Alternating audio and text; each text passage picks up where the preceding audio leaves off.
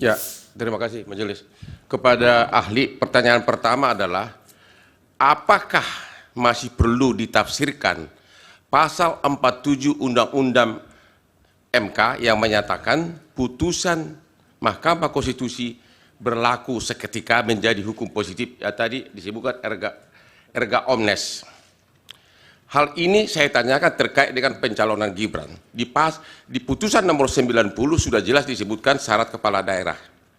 Kemudian itu sudah dites lagi dalam putusan nomor 145. Putusan 145, Mahkamah Konstitusi menyatakan itu sudah hukum positif.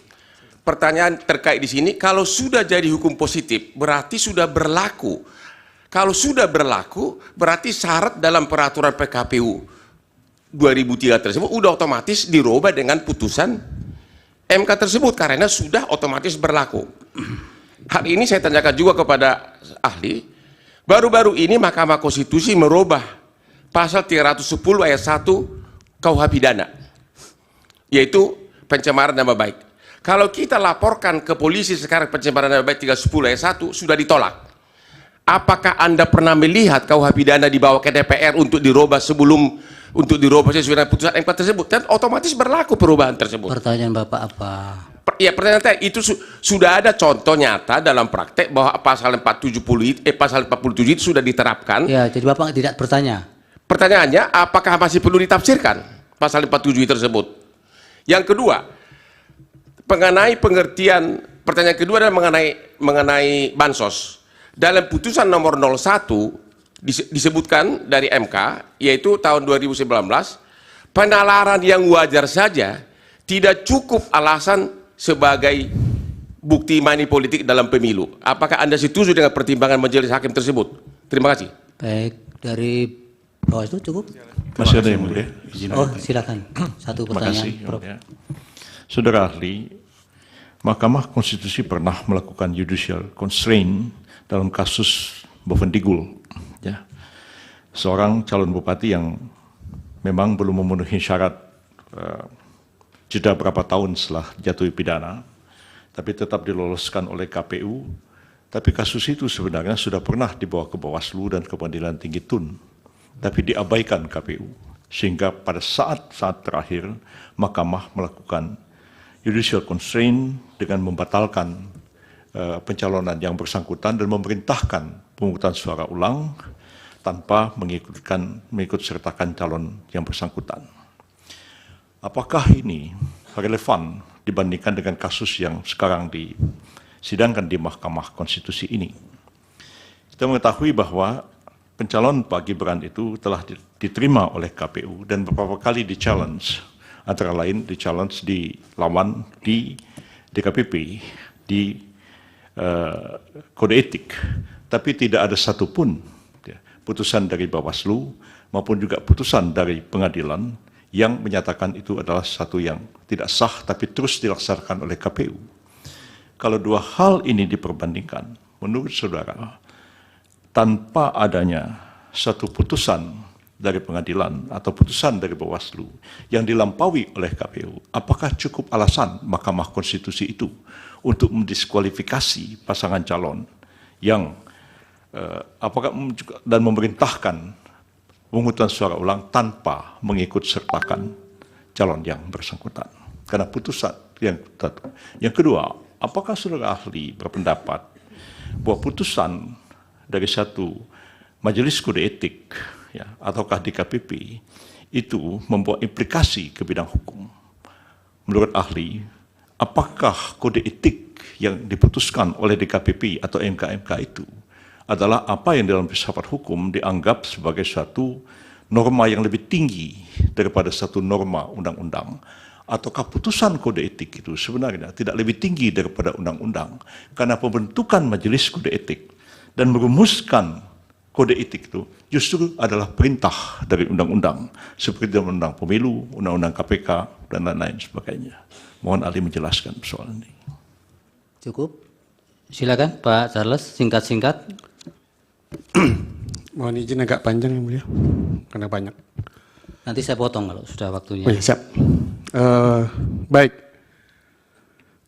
Pertanyaan pertama tadi tentang nepotisme. Jadi hadirin yang berbahagia, pembentuk undang-undang menyadari betul, bahkan Mahkamah di putusan 2008 itu menyadari betul, pihak-pihak yang potensial melakukan pelanggaran TSM itu dirumuskan secara jelas ya di dalam undang-undang pilkada, undang-undang pemilu, ada unsur terstruktur. Siapa itu struktur?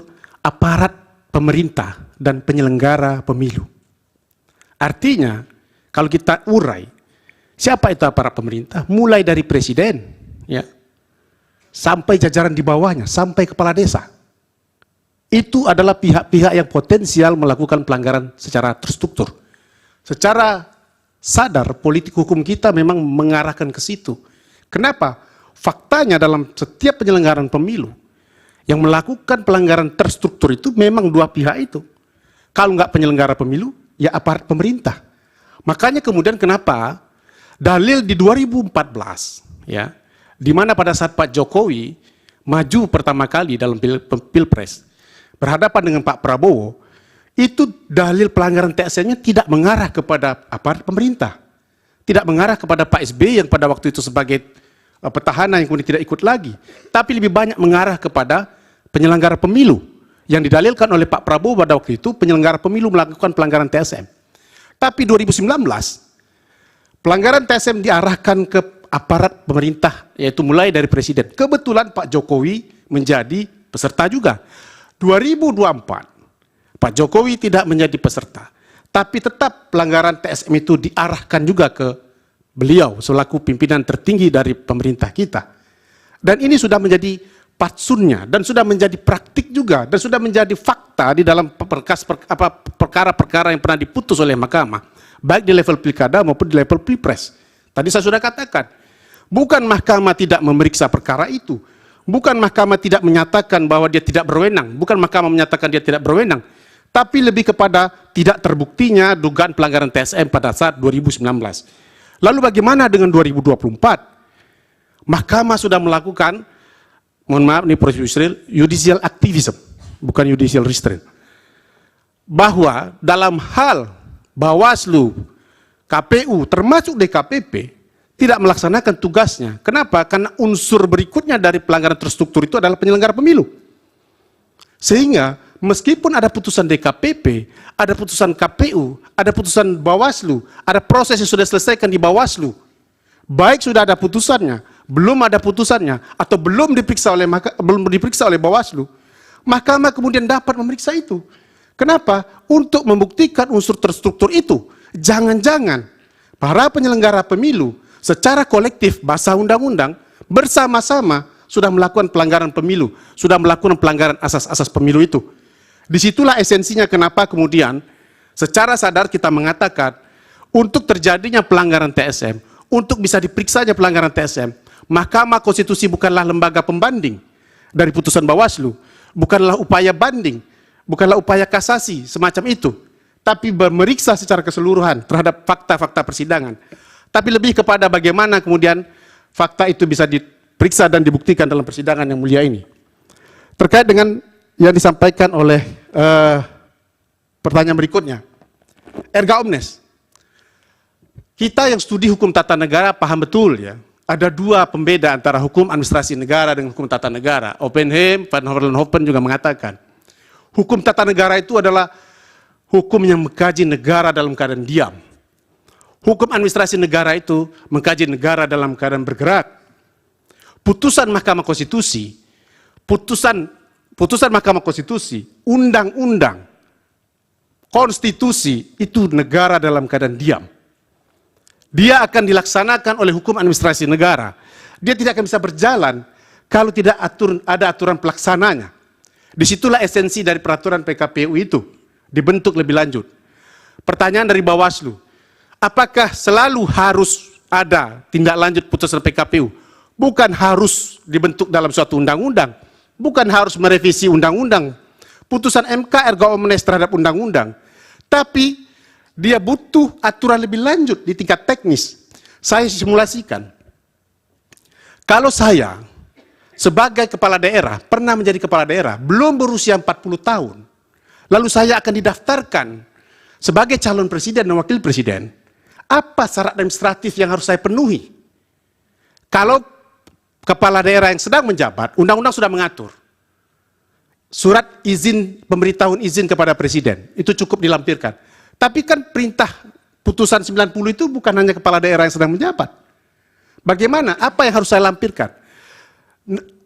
Undang-undang mengatakan, warga negara Indonesia, apa bukti administratifnya?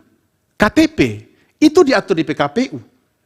Sedemikian pentingnya peraturan PKPU itu, kenapa kalau tidak ada itu maka dia tidak akan bisa dilaksanakan. Dan disinilah kehilapan PKPU 23/2023 yang tidak mengatur secara komprehensif turunan lebih lanjut dari putusan 90 itu. Kenapa dia hanya fokus pada kepala daerah yang sedang menjabat tapi usianya belum 40 tahun, yaitu saudara Gibran atau Pak Gibran sebagai calon wakil presiden.